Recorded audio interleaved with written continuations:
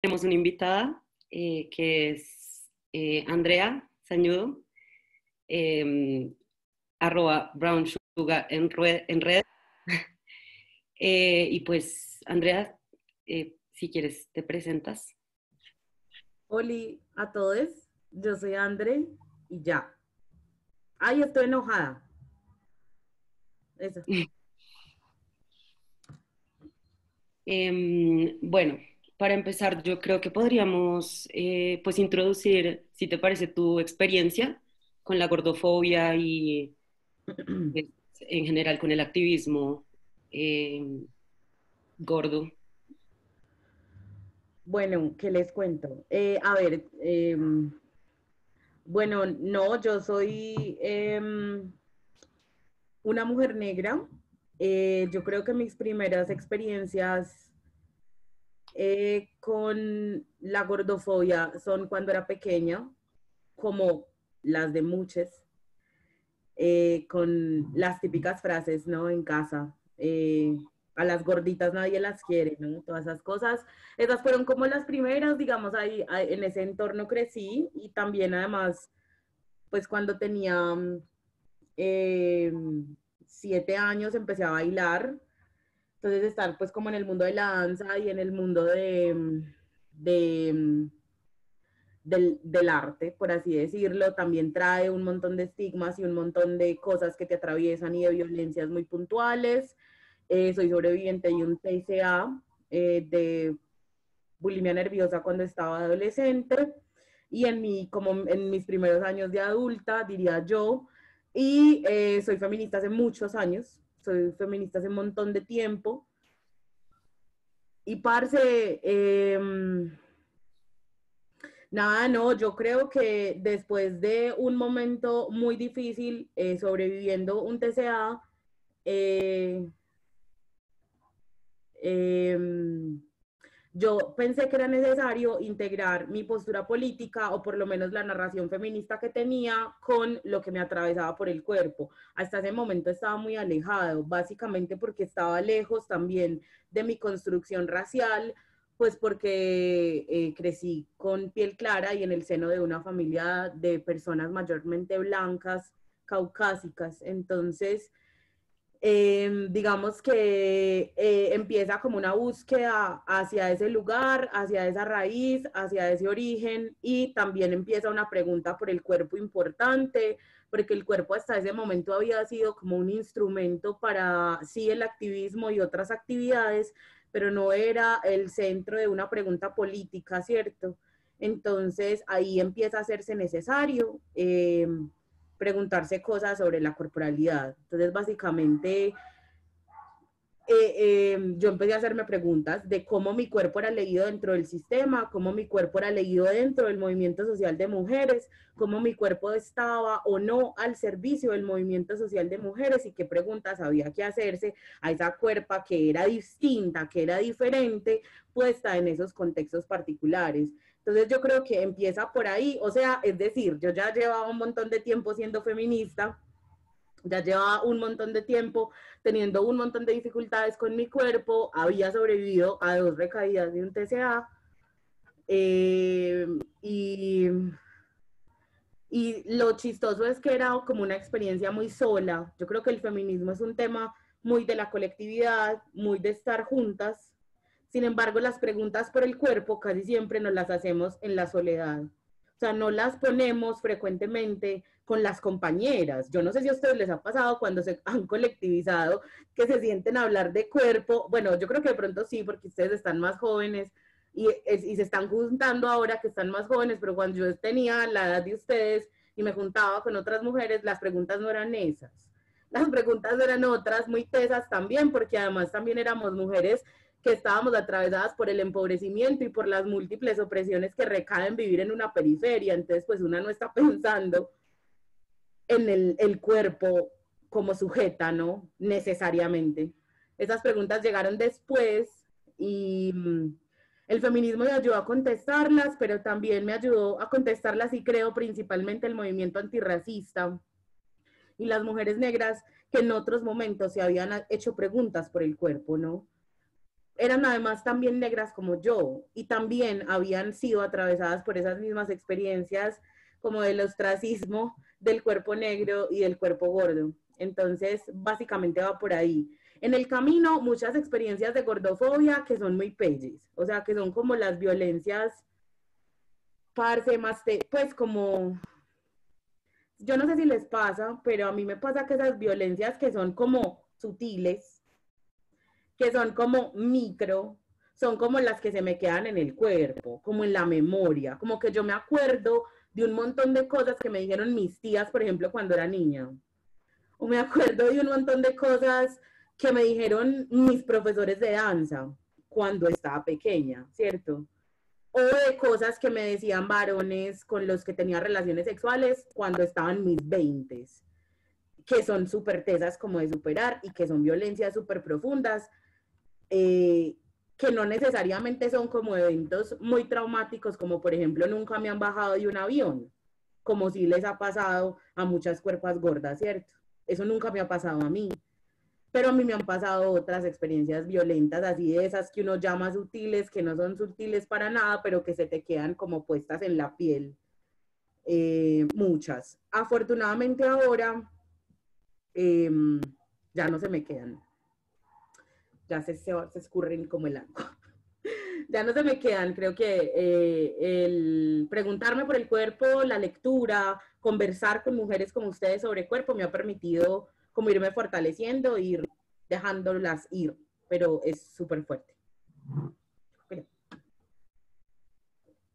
Sí, no, ese es un tema muy interesante en general porque a mí también me ha pasado y no sé, como que cuando tú le dices a una persona que es delgada no es como un insulto, pero el gordo siempre es catalogado como, no sé, como si tuviera alguno, como que le falta hacer algo, digamos, ahí entra un poco el tema también de la salud, que es como qué cuerpos son considerados los que supuestamente tienen hábitos bien encaminados, muy entre comillas, eh, y total, aparte también siento que hay un tema que también ahorita el cuerpo hegemónico, por lo menos a mí, me ha hecho pensarme como, ¿será que yo sí soy gorda? O sea, yo me lo cuestiono, es como, porque me lo han dicho muchas veces y yo lo tomo como una ofensa y realmente es como, no sé, me parece eso muy curioso, porque pues también lo que tú dices, puros comentarios familiares de, no, es que yo nunca te he dicho gorda directamente, pero oye, ¿por qué te sirves tanto? O digamos el tema de comer, a mí comer en público me ha costado muchísimo, entonces me parece interesante saber tu opinión al respecto, como de cómo crees que les cuerpos gordes son como vistos en temas de salud. Va a hacer una pregunta acá. ¿Leyeron de pronto alguna de los textos para de pronto no repetir cosas o pues ponerlas acá, pero como saber que ustedes ya tienen como esa lectura? Porque leímos un texto del BMI. Yo creo que ahí es súper bacano, me gusta. Ese es uno de mis textos preferidos de la vida. Yo lo descubrí hace como 2 años por ahí. No, recién salió y es como uno de mis textos preferidos de la vida porque creo que explica de forma muy clara cómo el concepto que tenemos de salud es un concepto que hemos heredado de un sistema colonial que no solamente es heteronormado, sino que además es racista, ¿cierto? O sea, nosotros tenemos un concepto de salud que responde a dos necesidades. A, el colonialismo racista, uno, y dos, al capitalismo neoliberal. Entonces, eso me parece que es muy importante tenerlo en cuenta. Eso vamos a dejar como por acá en un ladito el tema del capacitismo. Quiero hablar de estas dos cosas primero. Si de pronto me pierdo, Juli me dice, porque yo tengo la tendencia como a divagar. Entonces, me vuelves a traer, porfa. O sea, es muy importante porque miren, es súper teso porque si leyeron, el BMI es como un invento de un man que era estadístico, ¿cierto? Era un man que era matemático y que un día dijo, ve, ¿cómo sería de bueno pensar en el hombre? Ojo, el hombre blanco cis hetero ideal. Y se inventa unas medidas y luego las aseguradoras cogen esa idea y dicen, no, un momentico. O sea, nosotros no vamos a empezar, si nosotros nos decimos que esto es salud, podemos empezar a generar plata y réditos de cuenta de cuerpos que se salgan de este estándar, ¿cierto? Entonces no es ni una idea de salud, porque no la es, no corresponde a las ideas de la salud y tampoco corresponde a nada diferente a la necesidad de generarle plata al capital. Por eso también surgen las tallas de ropa, las medidas de ropa como M, L, S, los números para medir la ropa, porque como ya no tenemos la posibilidad de mandar a hacer la ropa entallada a nuestro cuerpo, porque eso está en desuso, básicamente los sastres quedaron en desuso con el invento de hacer ropa de forma en masa, en maquilas. Entonces, ¿nosotros qué tenemos que hacer? Ponerle un estándar a los cuerpos, ¿no? Entonces, en la medida en que estandarizamos los cuerpos, producimos más plata. Por eso cada año las camisetas son más pequeñas. Entonces, ustedes ya no usan, no sé, tal vez hace 2 o 3 años usaban S, ahora usan M y su cuerpo no ha variado. Pues porque cada año hacemos camisas y pantalones más pequeños para poder aprovechar más materia prima y vender más, subsecuentemente generando muchas más dismorfias en los cuerpos y las cuerpas y les cuerpos, ¿cierto? Entonces, miren que eso es súper chévere, como cuando podemos entender que cuando vos vas al médico y el médico te hace esa cuenta y te dice, ah, es que usted está en obesidad, es básicamente una cuenta arbitraria, ¿cierto? Te está contando cualquiera. Pero entonces eso es muy teso, porque por más de que, por ejemplo, yo lo entienda de eso no quiere decir que cuando voy al médico no me sienta profundamente violentada cuando me dice suba hacia una pesa y yo voy por un dolor del túnel del carpo. Pana, ve, tengo el brazo inflamado y acá está acá, ¿para qué necesitas que me monte allá? Yo no lo hago, pues, o sea, yo sí, por eso evito ir al médico, pero cuando voy no me peso y soy muy parada pues ahí y no me monto y si me hace montar, entonces me tiene que ver el director de la clínica. Por otro lado, parce, el tema de la salud es un tema muy complejo para las cuerpas gordas porque hay una necesidad de justificar constantemente que una no está enferma. Y eso es capacitista. Porque entonces nos tenemos que devolver a preguntarnos, ¿es entonces que el cuerpo enfermo no tiene validez dentro del sistema? Parce, sí. El cuerpo enfermo también es un cuerpo válido. Entonces, si yo, que soy una cuerpa gorda, mañana un examen de sangre me dice que estoy enferma, entonces, ¿qué tengo que hacer? Empezar a adelgazar. O de pronto tengo que encontrar una manera distinta de acercarme a la cura sin perder mi corporalidad. Entonces a mí me parece muy teso. Cuando yo entro, yo sigo muy poquitas cuentas body positive, sobre todo si son de mujeres blancas porque me desesperan.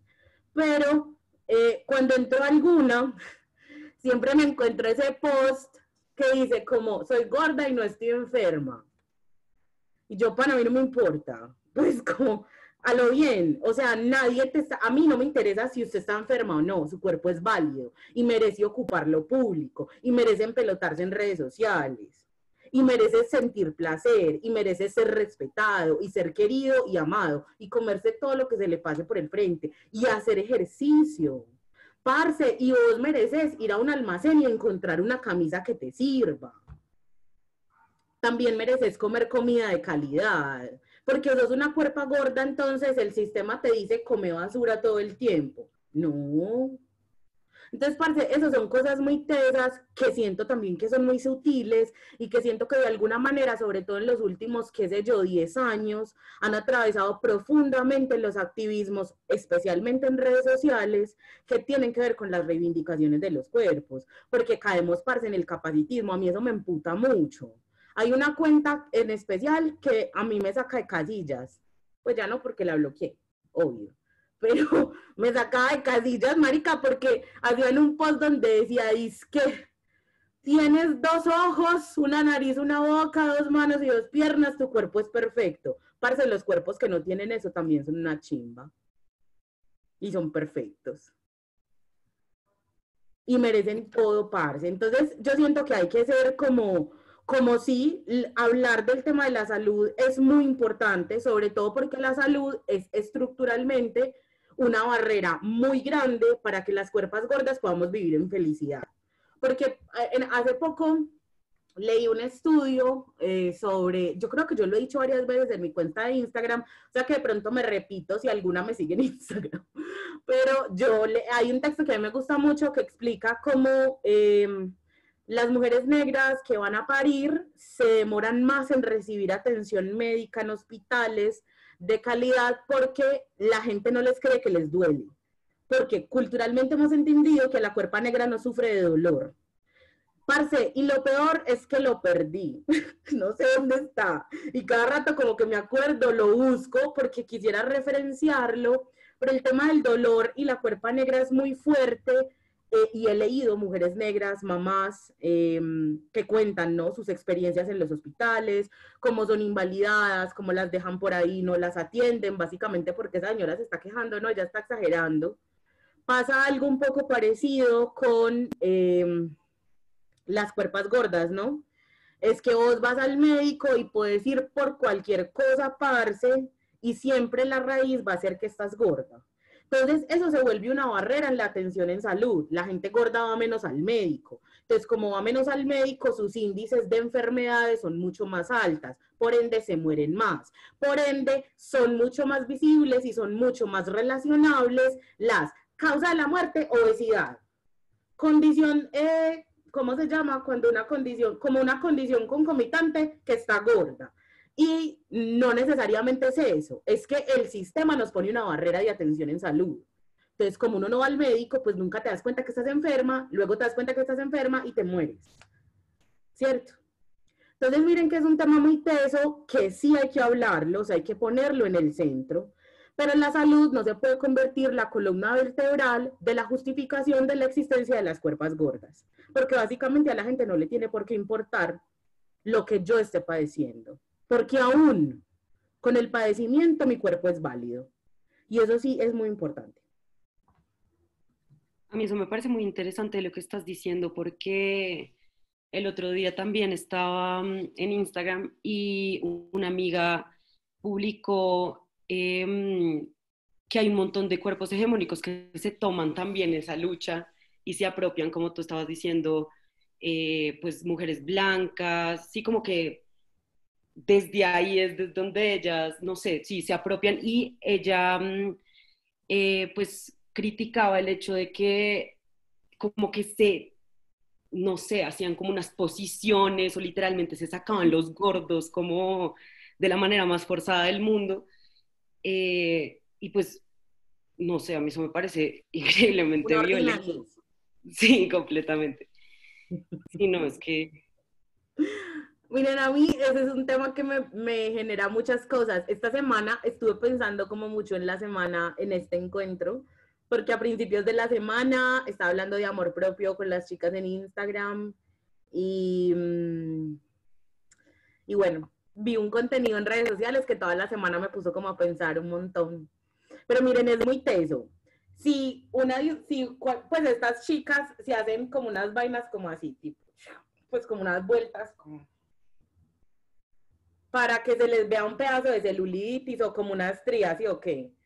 Pero después, cuando ellas se paran derechas, su cuerpo vuelve a adquirir su forma, cualquiera que sea, pero su forma. Parce, yo no puedo hacer ninguna de esas maromas, marica. Yo soy gorda, acostada, parada, sentada, en todas las, pues, entonces a mí me parece muy chistoso que sea como una reivindicación, ni la hijo de puta, hacerte una maroma para que se te vea una estría, cuando la existencia mía es casi que una afrenta contra la sociedad.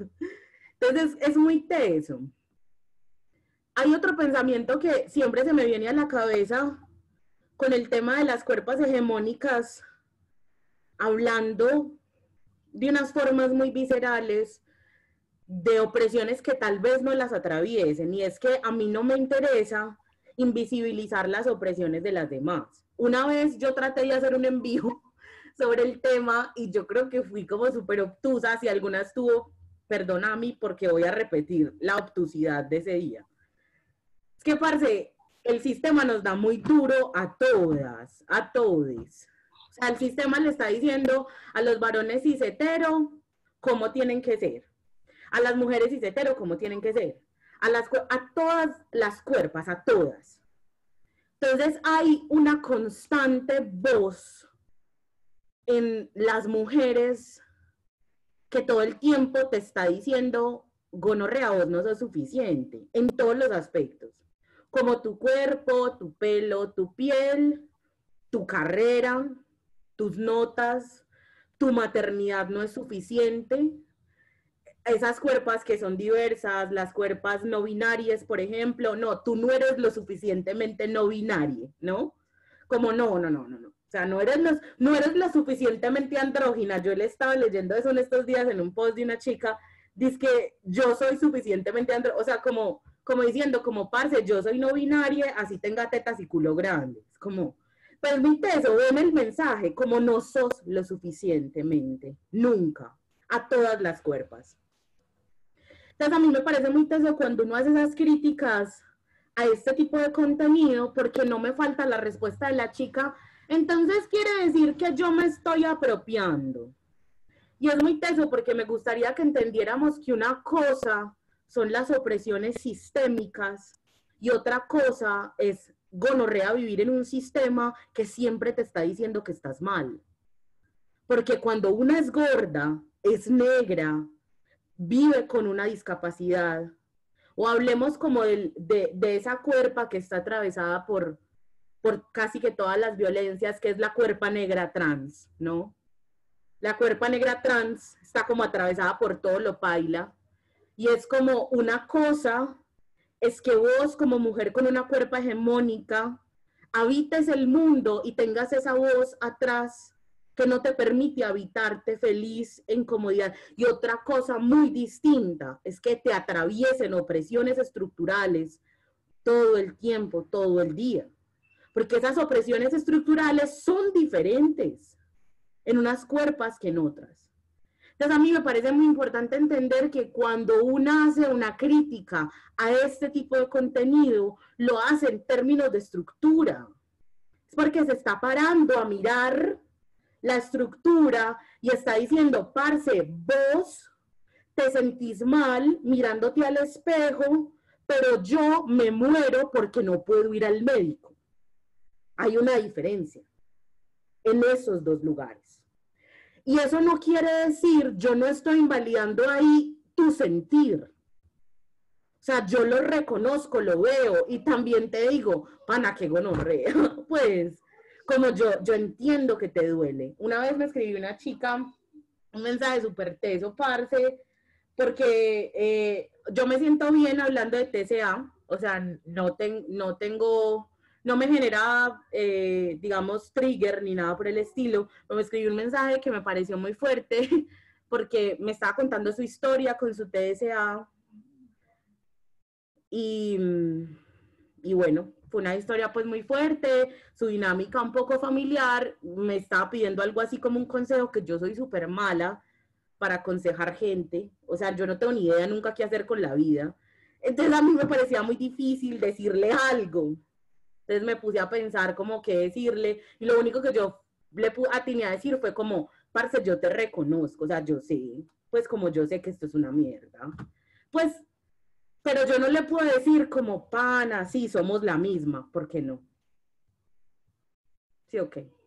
Entonces ya yo creo que es muy importante entender eso, entender que hay una cosa, es la presión estructural, otra muy distinta es el mandato, digamos, del sistema. Y en esa medida poder entender qué lugares podemos habitar con el activismo. Si usted tiene una cuerpa que es hegemónica, que le ha costado toda su vida aceptar, porque toda una mierda, es como mi amiga que es una mujer que mide 2 metros y es súper delgada, y ella creció además acá en Medellín, Traqueto City, y toda la vida recibió el de reclamo de su familia porque no tenía culo ni tetas. Pero el problema es que esta parcera mía consigue ropa, yo no. A mí me toca mandarla a hacer, ahí hay una diferencia. Entonces, claro, yo siempre le decía, como parce, que gonorrea, y en el momento en el que esta pana decide hablar de sus luchas con el cuerpo, no lo hace diciendo, oye, qué oprimida que estoy. No, parce, lo hablas desde tu experiencia, desde tu vivencia, desde lo que te duele. Contás tu historia, decís, pana, qué gonorrea sentirme así, qué gonorrea sentir que no puedo responder al mandato, qué gonorrea sentir que debo responder al mandato. O sea, esa vivencia, esa experiencia es real. Otra cosa muy distinta es que yo me paré a decir sí. Es que esto tiene un origen en la opresión racial, es que la Venus, es que, porque ya ahí nos estamos apropiando, ya ahí estamos hablando por las demás. ¿Qué es lo que siento que pasa en estos espacios? Y es que estas chicas empiezan a hablar por una que ha habitado unas periferias históricas. Y eso sí es lo que me hace un poco de ruido.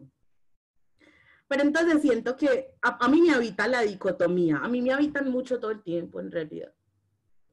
Porque yo siento que no quiero pararme nunca en su vivencia. Y les voy a hablar del contenido que vi esta semana antes de que cambiemos de pregunta.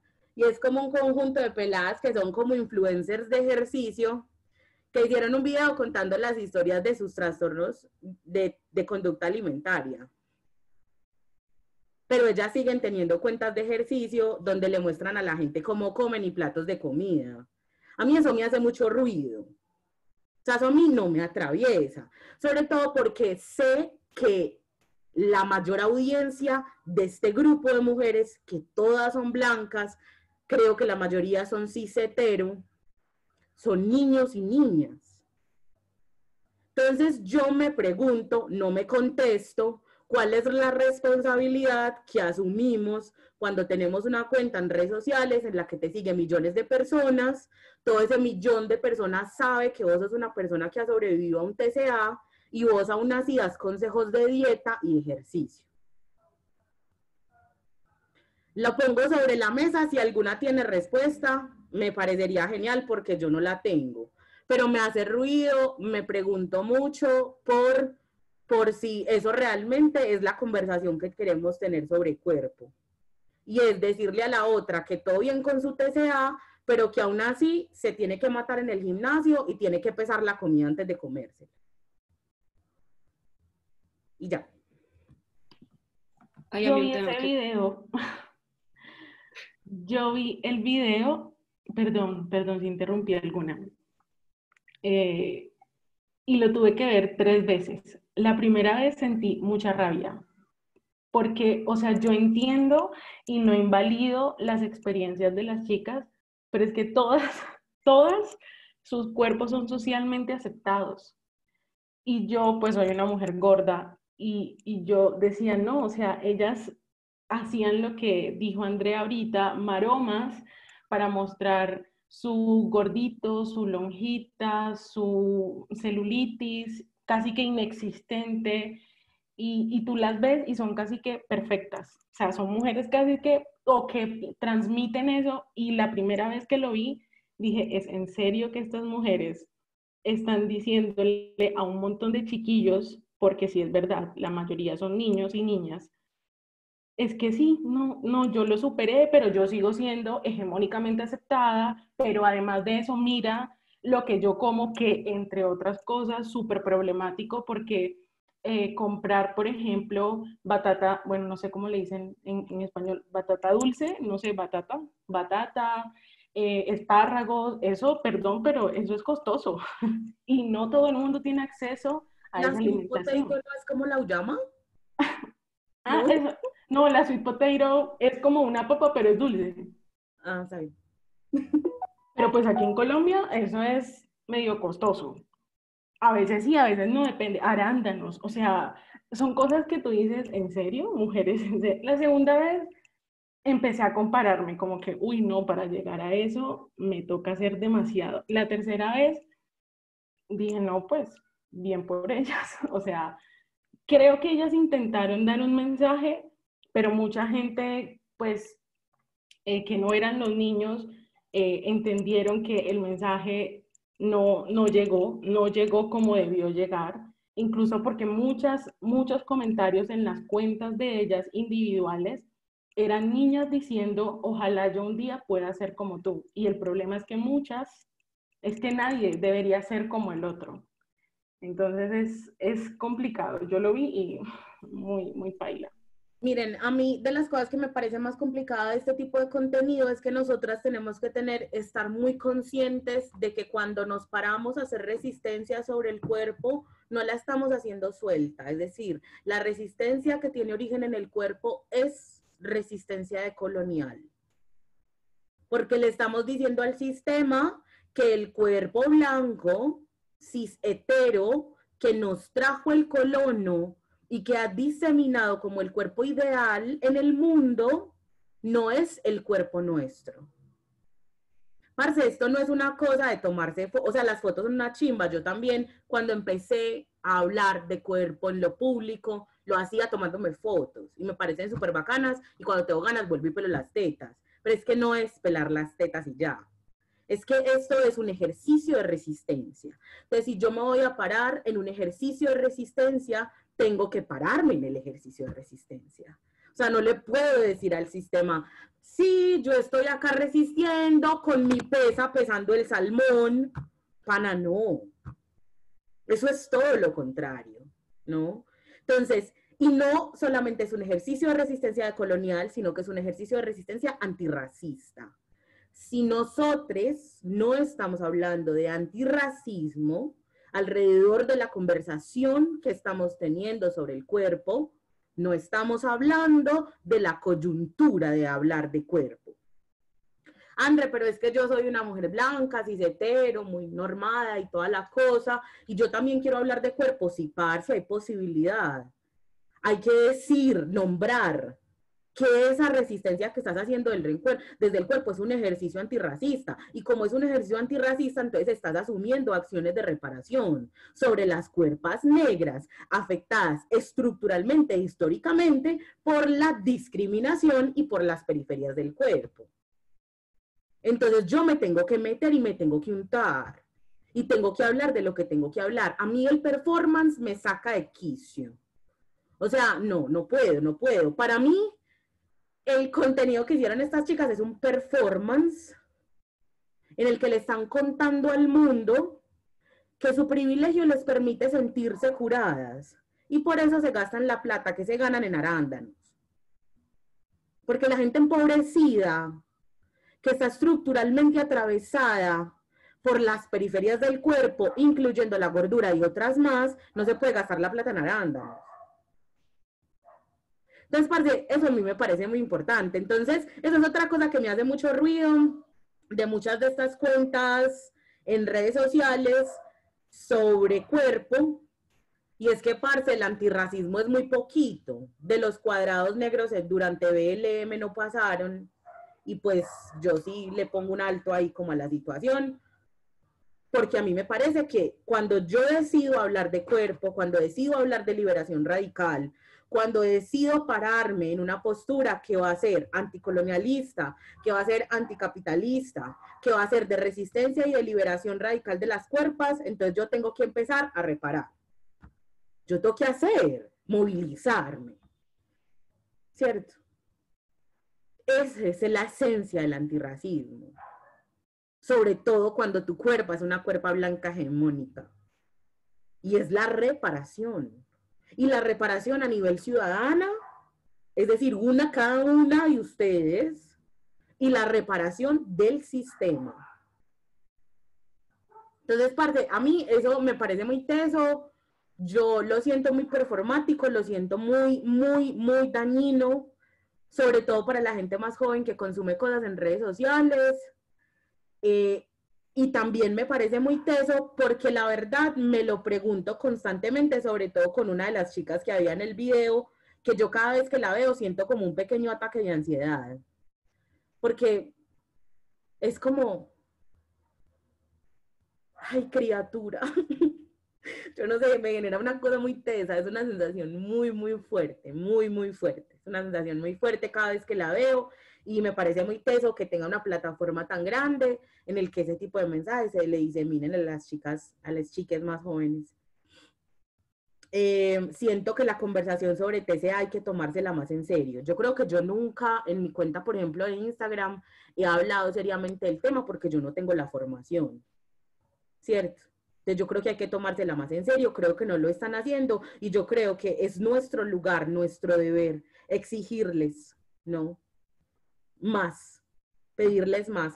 Tienen o sea, hacerse responsables de producir cosas tan dañinas.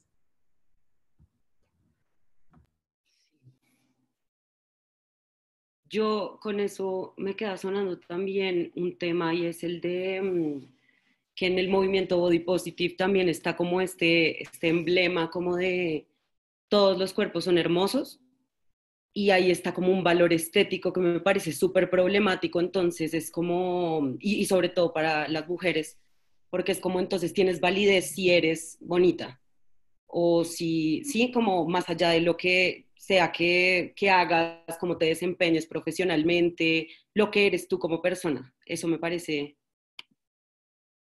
muy problemático. Ama, ¿tú querías decir algo? No, sí. Em, he estado como pensando en mucho lo que dicen y quería preguntarte, Andrea, cómo estábamos conversando sobre la posibilidad de que exista un feminismo gordo, porque en principio pues este evento, esta serie de eventos parte de ahí, parten de ahí. Antes habíamos estado conversando como sobre cómo estas preguntas, em, como el feminismo en principio sí habla mucho del cuerpo. Entonces, ¿qué pasa?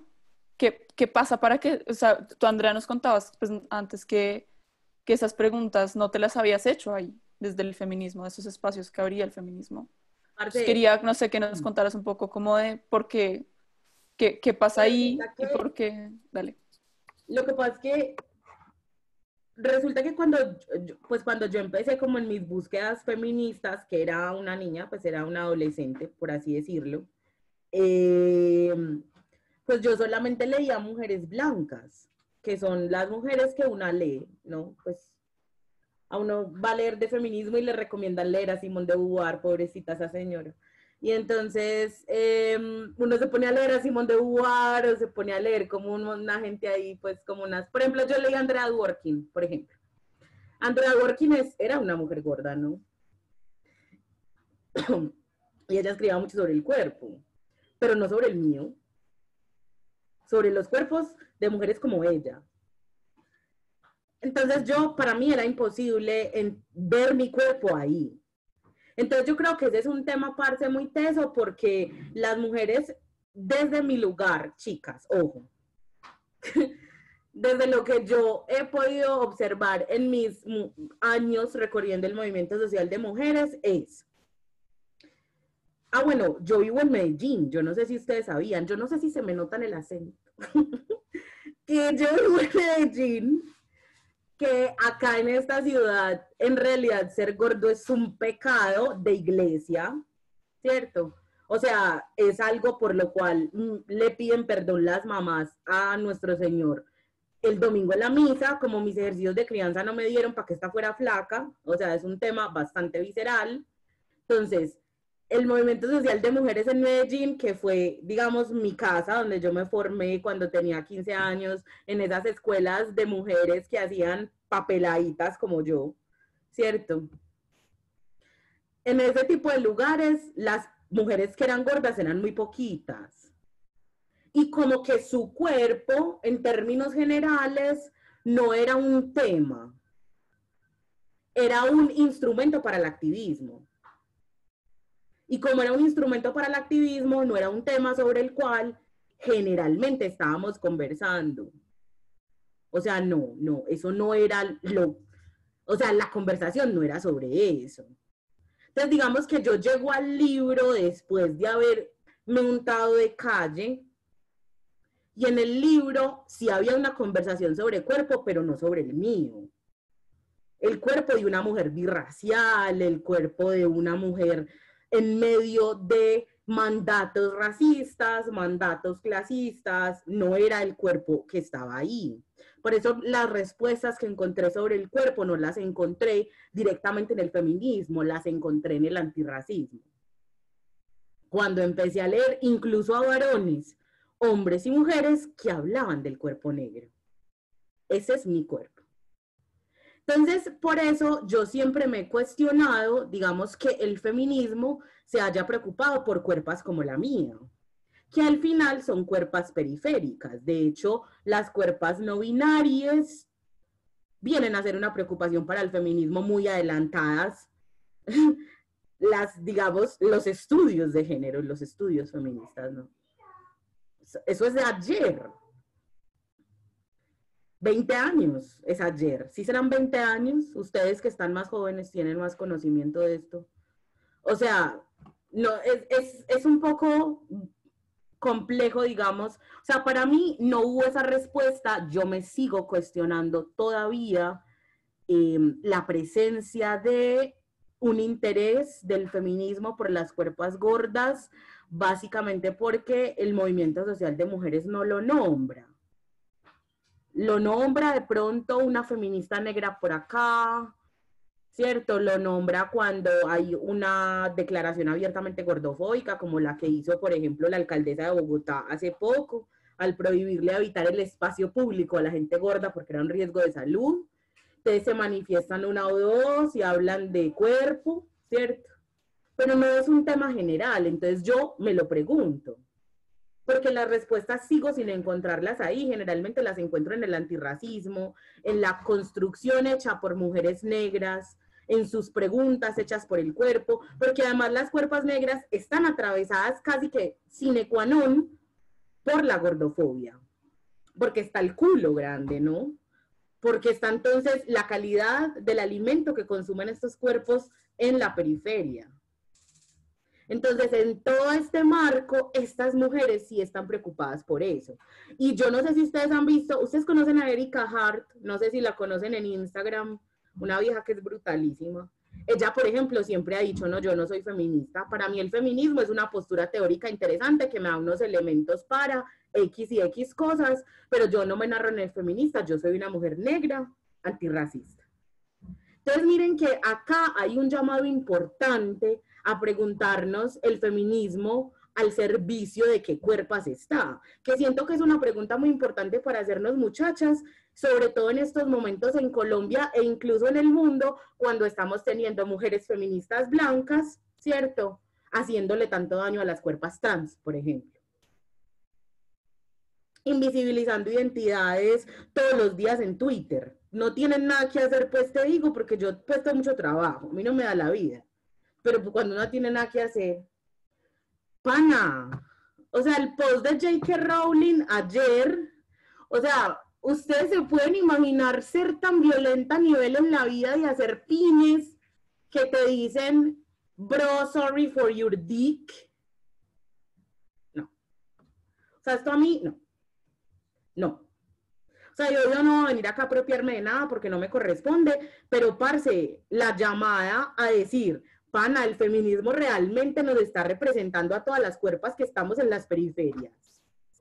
Cuando las feministas están diciendo estas cosas, yo a las que estuvieron en el encuentro en Bogotá a principio de año les pregunté si la respuesta era el feminismo o la respuesta era qué, yo no sé. Pero hay que preguntárselo hoy, porque yo creo que la crisis por la que estamos atravesando, que es una crisis epistemológica, pero también vivencial, es bastante grave. Y pues esas señoras tienen mucho dinero y todo el mundo las escucha, porque cuando una está en la periferia, ¿cierto? El micrófono que tiene es muy distinto. Eso también es importante. Yo contesté la pregunta o me fui. Contesté, ¿cierto? Sí, contesté. me fui. Catalina, ¿tú quieres decir algo? Sí, me parece muy interesante lo último que decías sobre a quién le está funcionando el feminismo, porque estoy intentando plantear también ese mismo problema en un lugar que se dificulta la voz feminista, que es la academia, ¿no? En un espacio en donde, o la voz de la mujer en particular. Y esta violencia se hace más grande si eres mujer indígena, esa violencia se hace más grande si eres mujer negra. Eso se va escalando, o sea, hasta al punto de hacerse inexistente esa voz dentro de los círculos académicos. Y empieza uno a preguntarse cómo también la academia se apropió de un discurso feminista en donde se plantea como una representación, ¿sí? Es decir, un ejemplo, en mi equipo de trabajo, la constante violencia que siento hacia mi jefa, que es una mujer indígena formada, en la que constantemente le están diciendo, tú ya no eres indígena porque hablas inglés y planteas un salario, o sea, porque te desconectaste. Y cómo empieza esto a movilizar como un dominio masculino sobre lo que debería ser la narrativa investigativa de las mujeres. Y yo sé que la academia es violenta en muchos sentidos, es clasista, es racista, es colonial, es capitalista, pero pucha, es la vida que yo decidí y que sigo decidiendo y que dije, voy a hacer la postura política desde aquí, primero diciéndole, académicos, bajémonos de lo burgués y empecemos a ver prácticas. Preguntémonos o acompañémonos o reflexionemos alrededor de las prácticas, como tú muy bien decías, no todos son iguales, y un poco para bajarnos del deber ser hacia las prácticas implican sentarse a escuchar, que es una cosa de la que carecemos, porque yo me incluyo en eso, en la academia. Pero me parece súper bello que plantees, y entonces el feminismo, ¿para qué? Sí, el feminismo, cómo también empieza a permear otros lugares y ser violento. Violento precisamente frente a las demás mujeres, violento también hacia una misma. Y me preocupa cómo también puede crear pues un montón de...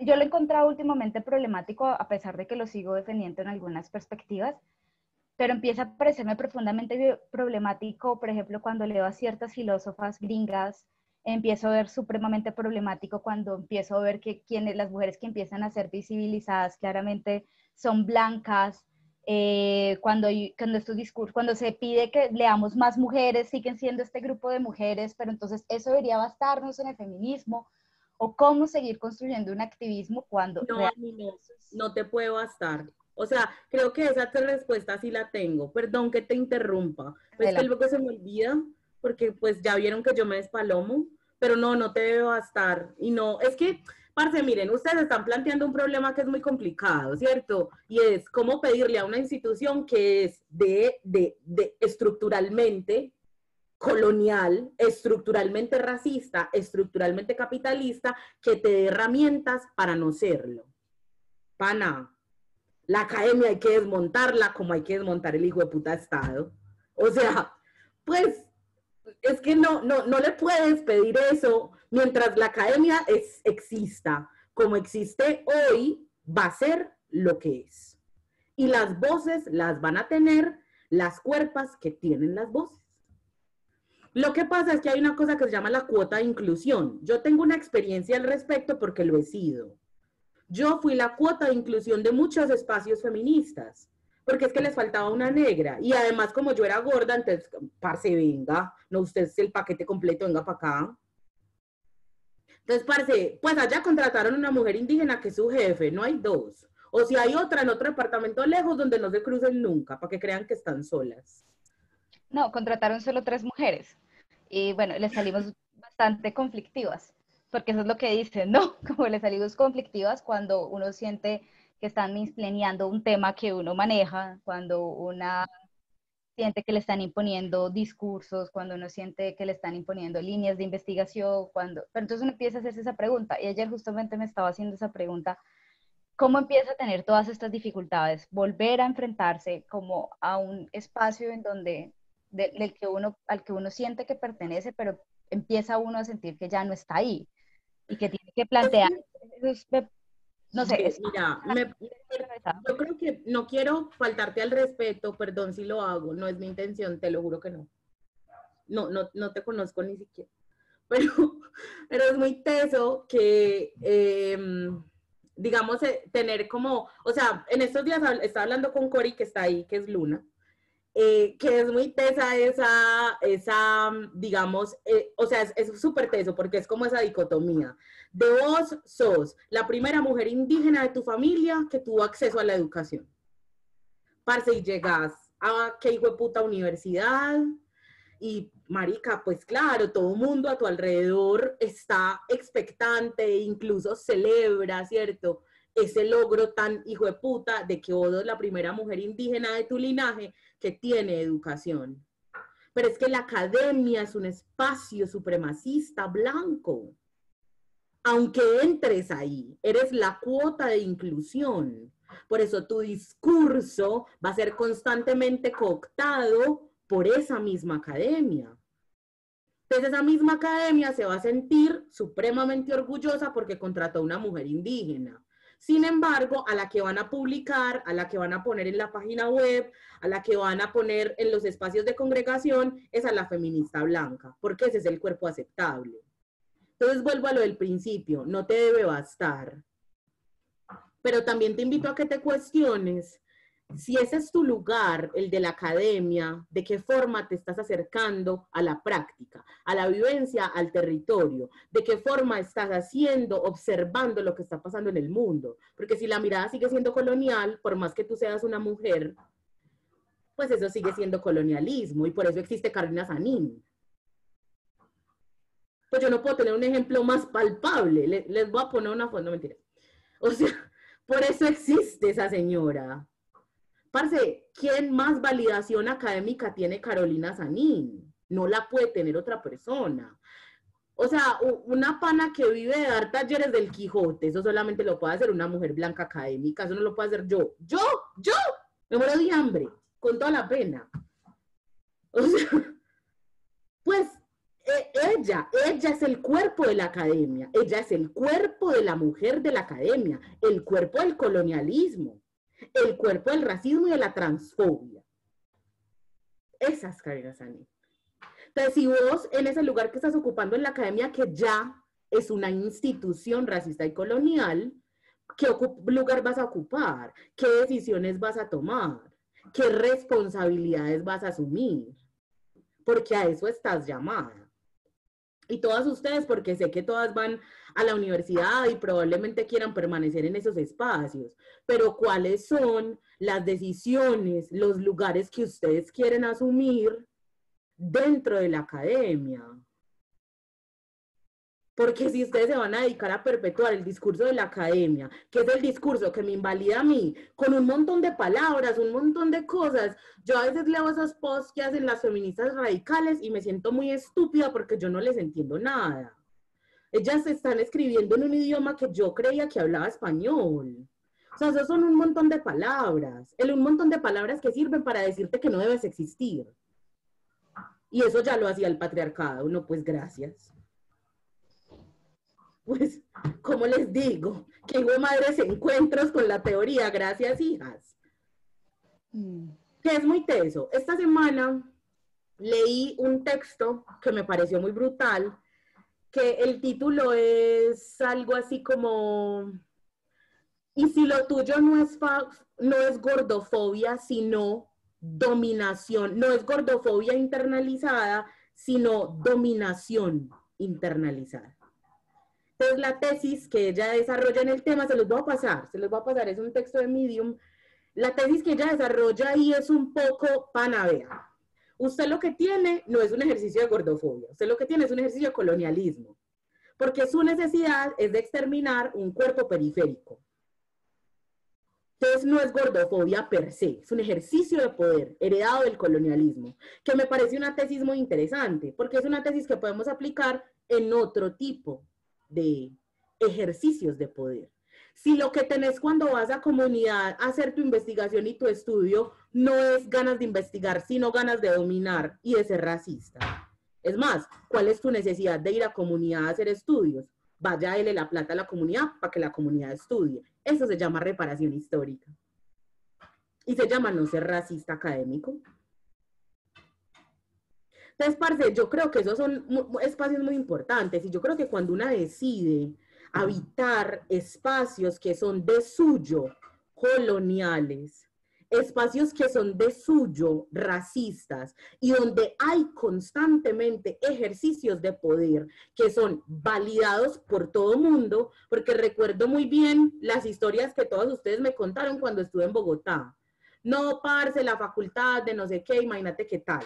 Y entonces acá, parce, esos son ejercicios de poder, ejercicios de dominación sobre ustedes mismas. ¿Qué responsabilidades van a asumir entonces ahí? Porque claro, ustedes están sufriendo de misoginia, están siendo silenciadas por la institucionalidad, pero ustedes también tienen una responsabilidad de eso frente a la cuerpa periférica.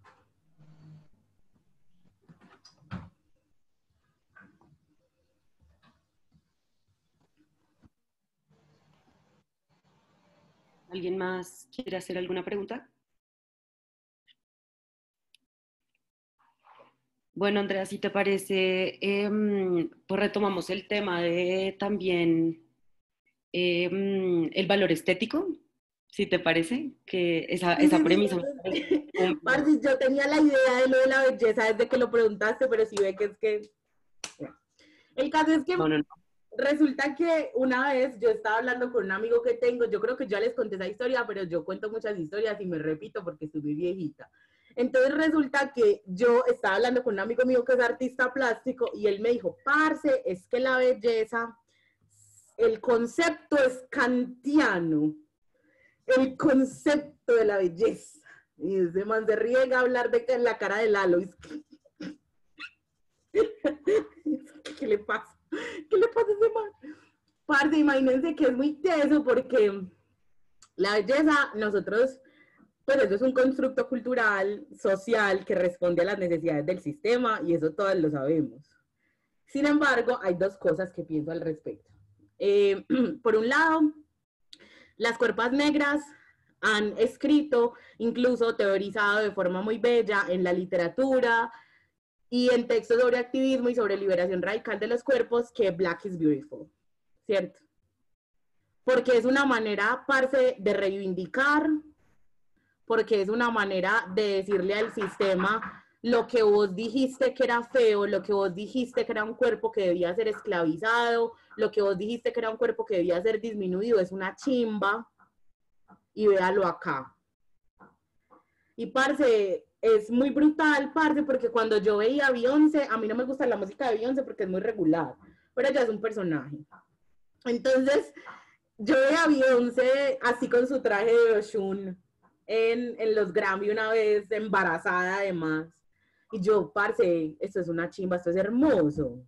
Y esto es lo que toda la vida dijeron que era feo. Parce, lo que mi abuelita, mi mamá, cuando en mi casa me decían, como no se vaya a echar labial, que esa boca suya es muy grande, y yo, uy, amiga, espera y verá, que encuentre los labiales. Cuando los encontré no los solté, porque es una chimba, es hermoso. Entonces es muy teso pensar que un concepto que ha servido para reivindicar cuerpos históricamente, hoy no lo estemos cuestionando tan duramente. ¿Cierto? Como, parce, ¿para qué necesitamos el concepto de la belleza? Entonces hay una vaina que me encontré en estos días que se llama Body Neutrality, y es como pensar como la neutralidad del cuerpo, y es como pensar el cuerpo como un cuerpo, y no un lugar que tiene que performar ser bello, por ejemplo, ¿no? Que tiene que responder a unas necesidades de ser, sí, de ser estético, lo que sea que eso sea, lo que haya dicho Kant, yo no sé. Y me parece muy interesante, y siento que es muy, muy interesante, pero no puedo evitar pensar que es una cosa que le sirve a la gente blanca. Es que a la gente blanca le sirve la neutralidad. A la gente como yo, que ocupa las periferias de la raza y del cuerpo, no sé si ese nos sirva, porque eso nos ha servido históricamente para reivindicar. Entonces, parce, esta semana lo pensé porque lo vi en redes sociales y me puse a leer un par de cosas en internet, y siento que me parece muy teso llegar a decir que no es necesario. Me gustaría mucho que lo fuese, pero no creo que estemos en ese momento histórico, ni del pensamiento tampoco. Me parece que es necesario decir que la belleza subsiste y atraviesa todas las cuerpos, les cuerpes, y que por eso están ahí, son una chimba, y hay que reivindicarles, porque somos obras de arte. No como lo dijo Kant, porque seguramente dijo una estupidez, como Beyoncé en los Grammys vestida de Ocean. Entonces, eso es lo que yo opino de la belleza. Perdón por ser poco articulada. Juana, ¿tú quieres tener la palabra? Sí, sí, qué pena, es que yo solamente no uso Zoom, entonces yo también estoy ahí con los botoncitos, como que ni idea. Yo quería decir algo muy similar a lo que dijo hacia el final Andrea, en realidad, que es que, pues, para empezar, como todo está permeado por la academia, que es lo que estábamos hablando antes, pues la academia también traza una línea diferencial entre lo que es el cuerpo y lo que es la mente. Y en ese sentido, pues también es muy complicado porque a la larga realmente pensemos lo que pensemos, seamos lo más filósofos que seamos o lo que sea, pues somos cuerpos. Y eso es lo real y eso es lo tangible y eso es la primera frontera con la que barremos contra el mundo. Entonces, en ese sentido, muchos de esos discursos a menudo están invalidando, como invisibilizando esa presencia que tiene el cuerpo antes que nada. Y hace poco para una clase tuve que leer un texto que se llamaba, creo que era Estética y Misoginia, algo así, que pues escribió desafortunadamente una feminista radical blanca, en el que su tesis era muy similar a la que estaba mencionando Andrea sobre la neutralidad frente a la belleza. Y entonces era todo este arrebate en contra de la estética como mecanismo para oprimir a las mujeres. Y por más que es verdad, más en tiempos capitalistas en los que precisamente se ha vuelto esta fuente inagotable de forzar a las mujeres a consumir y consumir y consumir para ser bellas, pues al mismo tiempo yo creo que lo que debería ser problematizado es precisamente la estética en función del capitalismo para oprimir más a las mujeres, más que la estética en sí. Porque yo leía eso y me acordaba de un texto en el que Lozano Lerma decía como, pues sí, está toda esta idea en la que se van en contra del primer feminismo, en el etnocéntrico, de que las mujeres no son frágiles, de que las mujeres no son musas, pero pues las mujeres negras jamás han sido frágiles ni jamás han sido musas. Entonces, en ese sentido, yo pensaba como, bueno, pues está todo este diálogo, todo este texto lleno en contra de la estética, pero pues no, porque realmente si vemos cómo se maneja la estética y cómo es que se le exige a las mujeres ser estos ideales de la estética, pues funciona muy diferente para las mujeres blancas que para las mujeres racializadas. Además, pues, no sé, pues yo creo que también es más como volviendo al tema de que antes que nada somos cuerpos, pues es algo humano, no sé, como que a una le gusta sentirse bonita, como que por los siglos de los siglos como seres humanos hemos estado buscando formas para poder pavonearnos, y ya sea con pelucas o como con aretes o lo que sea, pues yo creo que también eso responde como a algo que va mucho más allá de los mecanismos de opresión de lo que es la estética en sí. Para los egipcios, por ejemplo, bonita, se consideraba bonita, esa persona es bonita, pero porque está en armonía con el universo. Entonces, todas y todos buscaban ser bonitas para poder estar en armonía con el universo. Entonces, pues sí, básicamente que estoy completamente de acuerdo con lo que está diciendo Andrea, que pues es como pues, veamos las cosas de más profundo y veamos las cosas desde visión. Miren, yo creo que es que hay que voltearnos a ver la conceptualización de las cosas desde, parce, no es de la colonia. Pues, o sea, es que, miren, el tema mío con una vez estaba en un live con las doñas feministas, que me caen muy bien, son una chimba, y entonces una me preguntó, que me decía como, parce, pero vos siempre has dicho que sos una persona muy radical, pues yo tengo un tatuaje que dice radical, y tenés mucho ruido con el feminismo radical, ¿sí o qué? Entonces yo le decía que es que yo había ido a mi raíz, y mi raíz es el cimarronaje, ¿cierto? Mi raíz es un montón de gente que era esclava, mi raíz es la de un apellido heredado, mi raíz es la del migrante, esa es mi raíz, que es una raíz completamente diferente a si yo me volteo a mirar como que el origen de todos los conceptos es el patriarcado colonial. Porque cuando yo me volteo a mirar que el origen de todos los conceptos es el patriarcado colonial, lo único que puedo hacer es tener un solo concepto de belleza, que es el que responde a las ideas del capitalismo. Entonces ahí fácilmente escribo un texto diciendo la belleza es una mierda y todas las que quieren ser bonitas están mal. Pues, porque es que ¿a dónde estoy mirando? Es que las raíces son anteriores al colonialismo y al patriarcado. Las raíces están en otros pueblos que construyeron ideas y reivindicaron bellezas múltiples en muchos aspectos, de muchas formas. O sea, la pregunta por la belleza necesita moverse de lo que el patriarcado nos ha vendido como bello, a ir a otras raíces. Pues que nos den otras respuestas, parce, otras lecturas que nos permitan poner el cuerpo en el centro de otra forma. Pues hacernos un mapa de cuerpo distinto, parce, abrirnos las heridas. Pues porque si yo me quedo con... En fin, ya me voy a desviar.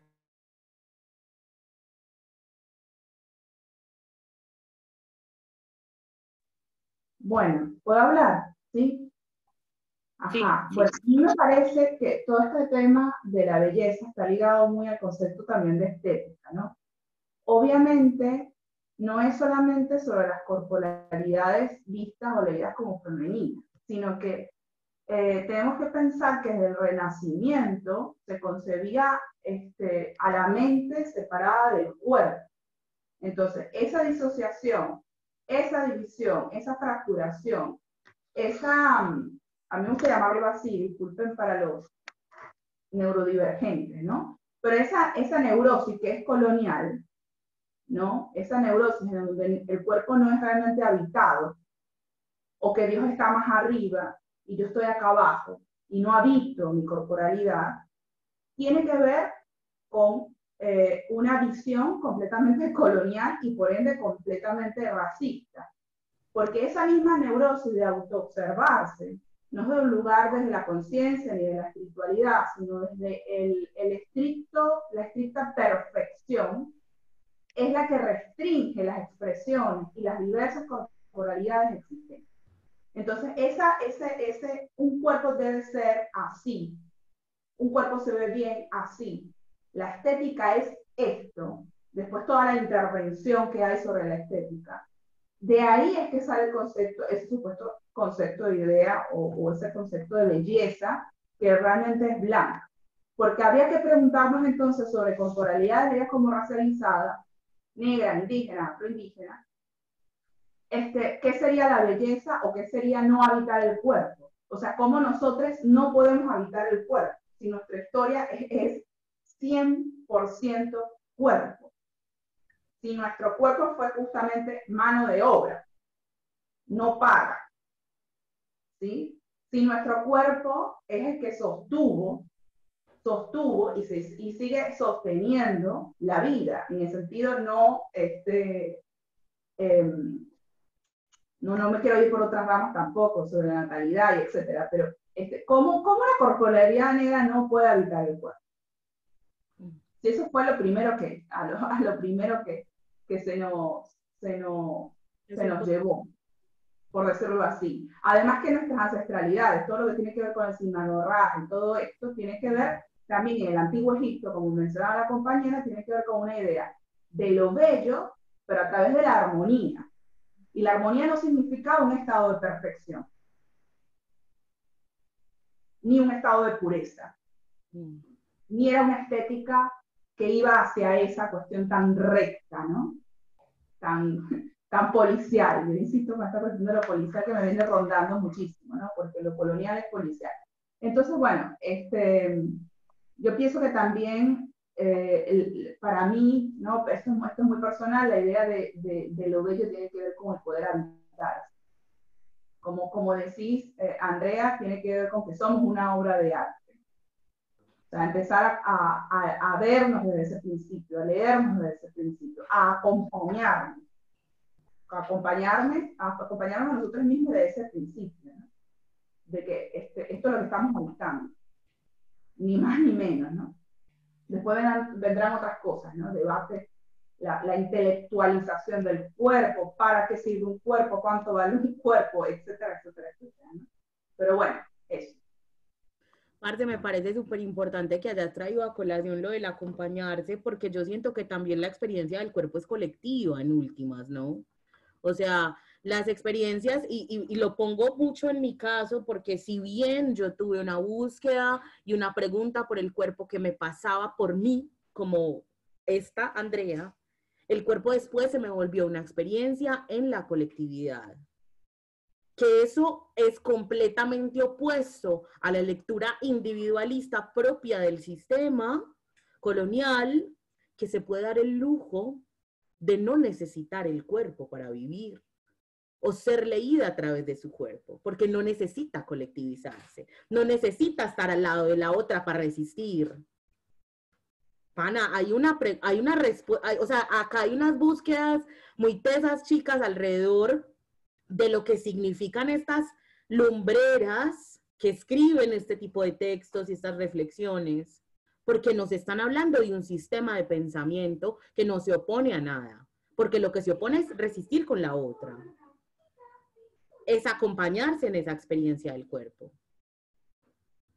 Eso también es lo bello.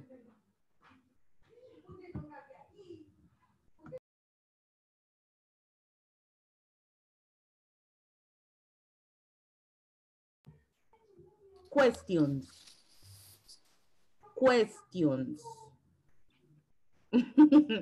¿Tiene alguna pregunta?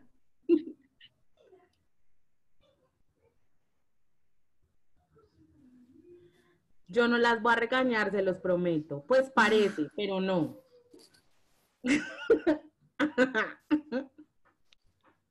Háganle, conversemos. Si no, yo también querría saber, como Luna habló un poco de, pues mencionó a la tomba y lo policial. Y pues no sé si quieran hablar de eso, pero sí, pues yo creo que es, o sea, es muy importante cuando estamos hablando pues de lo ACAB y de todo lo que ha estado pasando en el país recientemente, pues traer a colación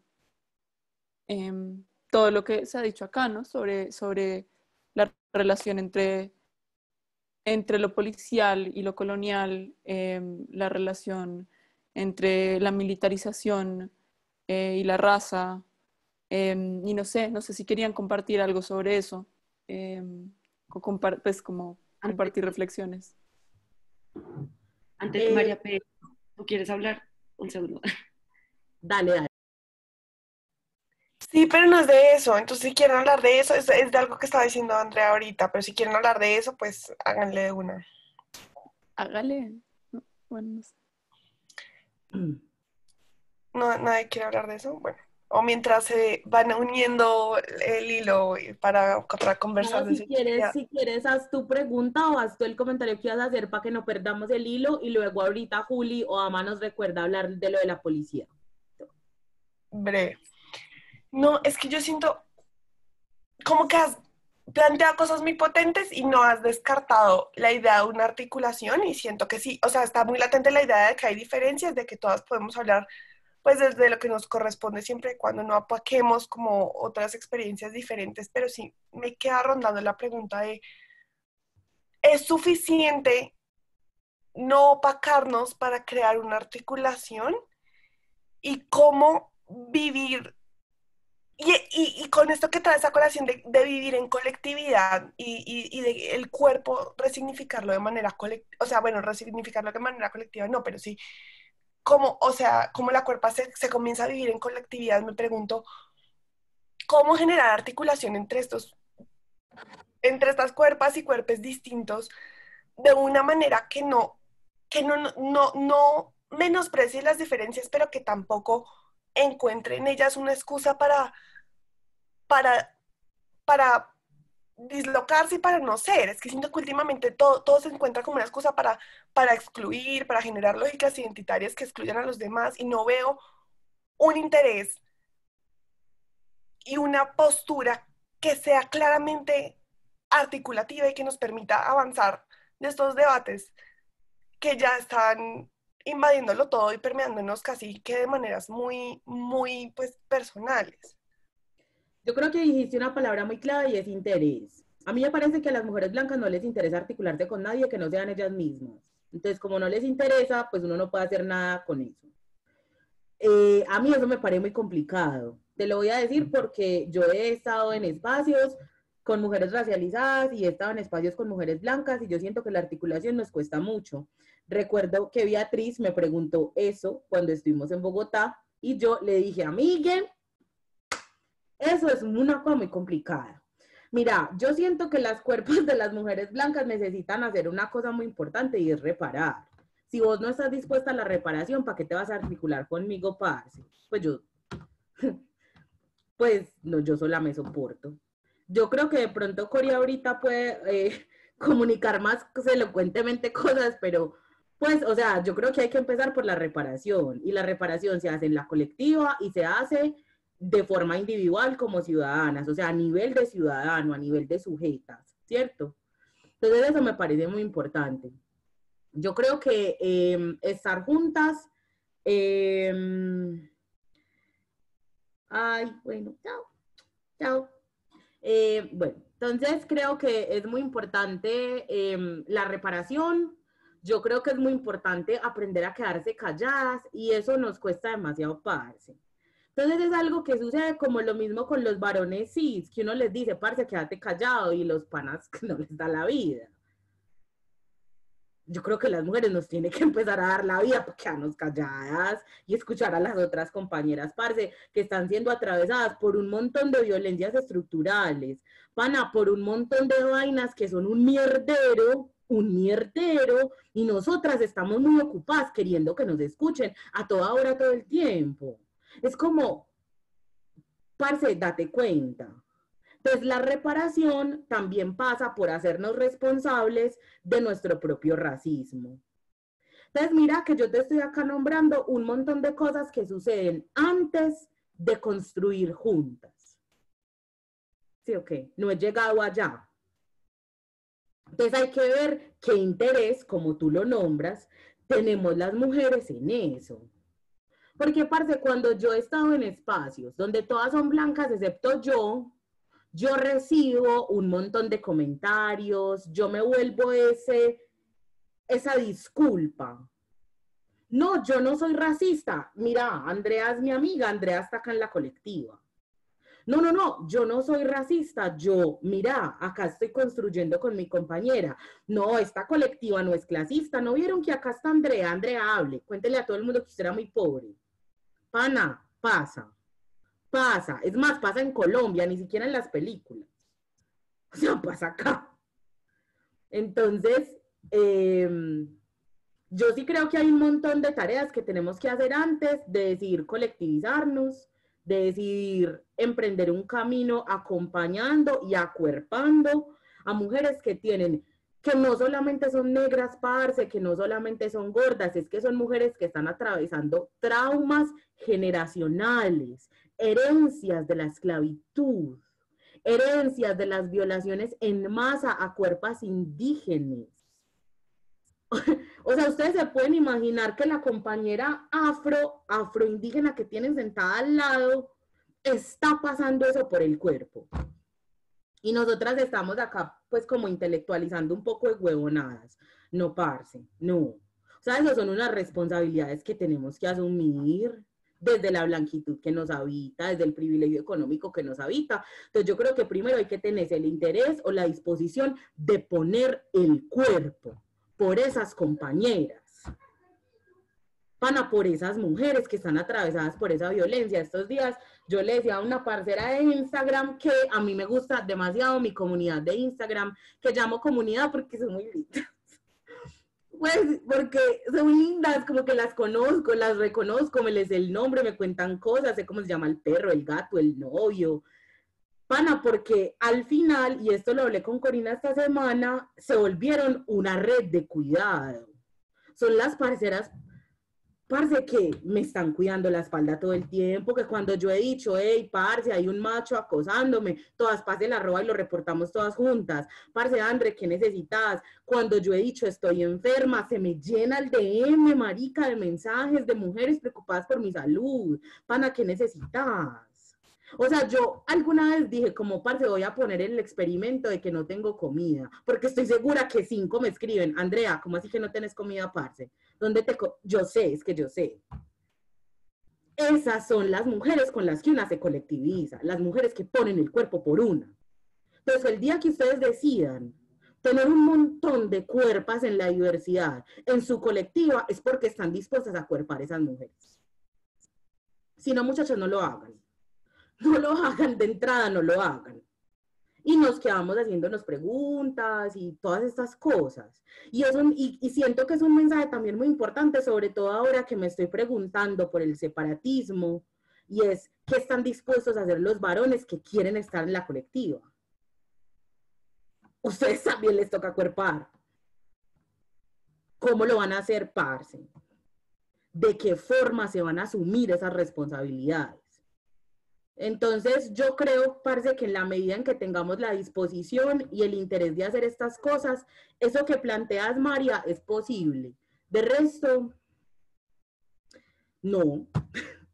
No pasa y ahora no pasa y no creo que vaya a pasar, por lo menos en los próximos años, porque nos están atravesando unas violencias muy viscerales.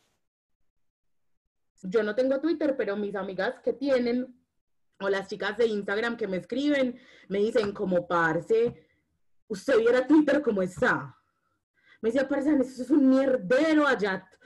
Pues, y es muy berraco porque eso es muy violento. Y no es violento en Twitter. Es violento con las cuerpas que están en la calle y cuyas violencias son atravesadas, como Juliana, por ejemplo. Que tuvimos que ver en el periódico que dicen que un hombre se murió. ¿Ustedes creen, parce, que eso está suelto de las feministas que estamos escuchando el día de hoy? Ni abate, ni por el hijo de puta. Están respondiendo a las necesidades del sistema. Y por eso pasan esas cosas. Entonces, parce, yo creo que eso no nos va a pasar ahora, ni nos va a pasar en la próxima década, pero yo espero que las hijas de mis amigas, marica, lo hagan mejor.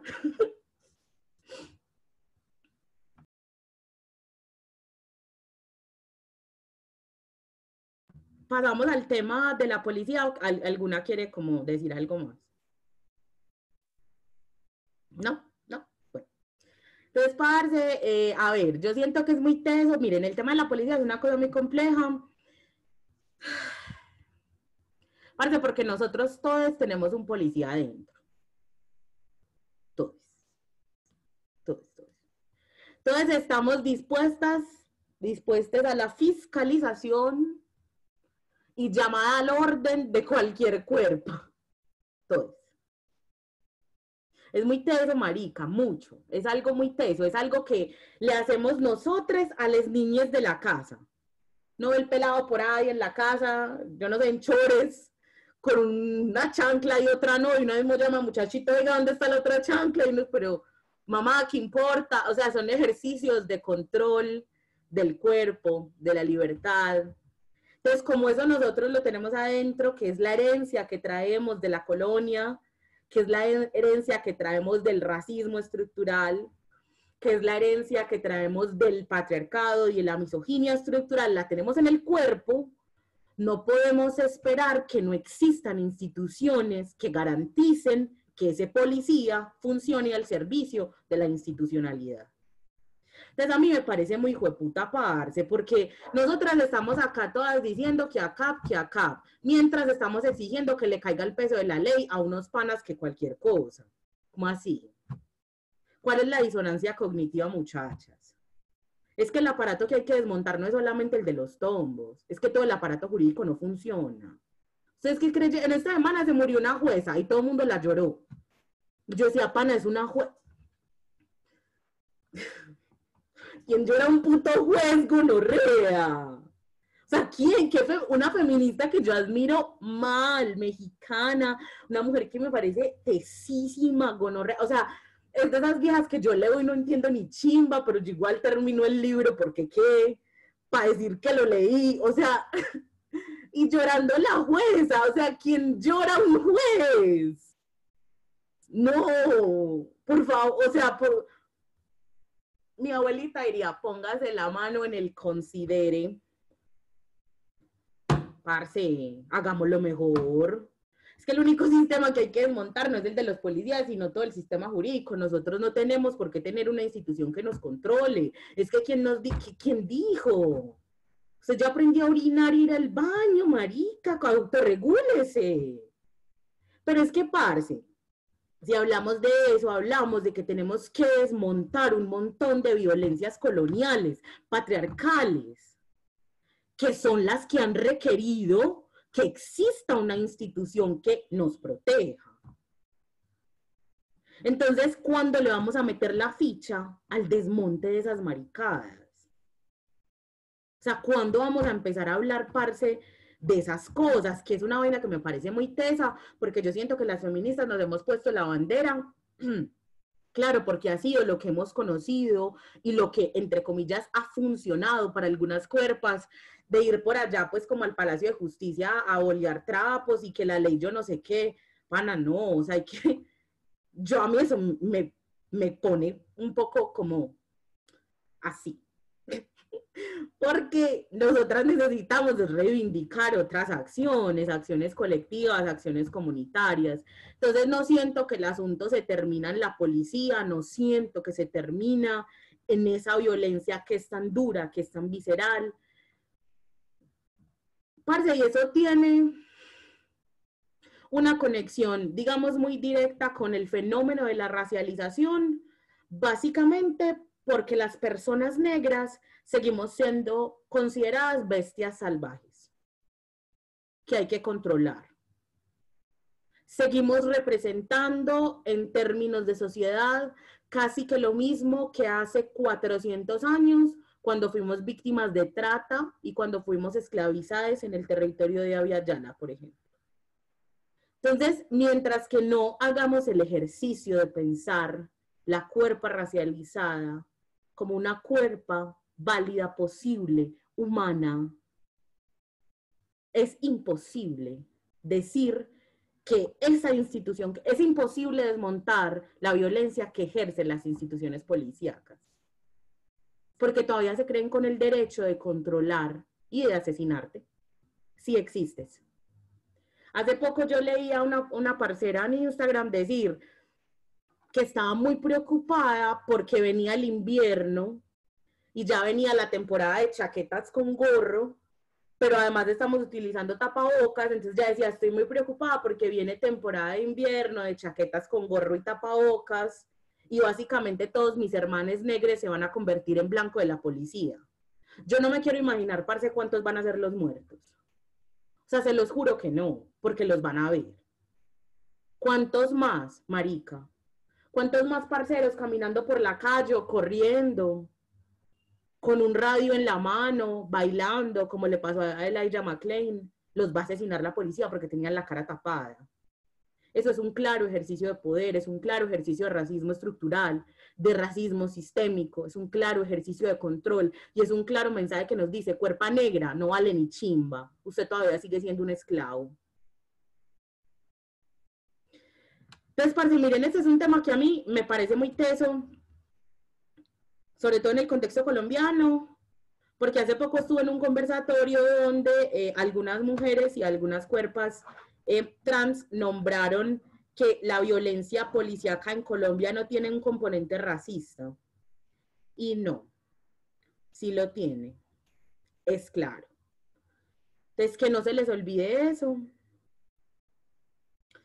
Que hay que dejar de pensarnos a todos como un conjunto de mestizos o de latinos, cualquier cosa que eso sea, ver J Balvin, y hay que dejar de pensarnos como ese conjunto, esa masa de gente que toda heredó lo mismo, que no es verdad, porque la violencia a la cual yo me voy a someter cuando salgo a la calle es distinta.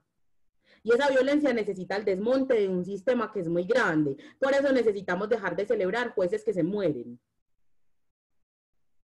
O dejar de pedir que caiga el peso de la ley. Organicémonos. Organicémonos.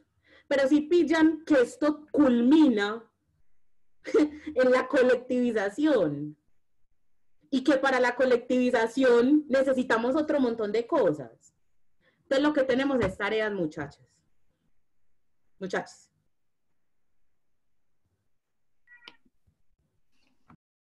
Bueno, yo creo que hasta aquí fue el tiempo, pero antes de despedirnos, Andrea, muchísimas gracias. En verdad, qué aportes los que nos diste hoy. O sea, la conversación de verdad estuvo demasiado buena. Yo aprendí muchísimo. Y pues gracias a todos ustedes por venir, por acompañarnos. Esperamos que sigan viniendo a nuestros espacios y de verdad, muchísimas gracias por atender. A ustedes. Andrea. Gracias, Sí, Andrea, gracias de verdad siempre Chao, a me por verles compartir a todos. y todo. Yo me perdí los primeros 40 minutos, pero los veré por grabación. No, gracias de verdad. A De verdad. ustedes por tenerme, por la escucha, por todo. Y no sé, escríbanme lo que sea. Yo soy muy feliz leyéndolas y conversando con ustedes. Y nos Ay, seguimos encontrando. Les quiero. Nos Chao, vemos. gracias. Chao. Chao.